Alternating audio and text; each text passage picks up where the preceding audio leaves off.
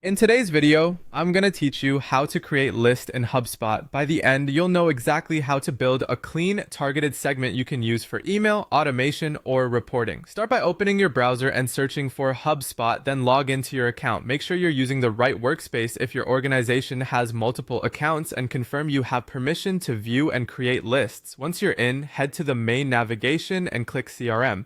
From there, open segments, which you may also see labeled as lists depending on your interface. This is where all your saved segments live and where you'll create new ones. On the lists page, click Create Segment. You'll be prompted to choose what you want to create a segment of. In most cases, that's contacts, but you can also segment other object types if your plan allows. Select the object that matches your goal and click. Next, to move into the builder. Now it's time to define who belongs in this segment. Click Add Filter. You'll see a menu of properties and behaviors you can use. Choose Contact Activity. This lets you build a list based on actions like email opens, form submissions, page views, or any tracked engagements. Pick the activity that matters for your use case, then refine it with conditions such as has done, has not done, happened at least once, or within a specific date range. You can add multiple activity filters, and they'll combine to narrow down your audience. As you set filters, keep an eye on the preview count to make sure the segment size looks right for your goal. When your filters are in place, click Next.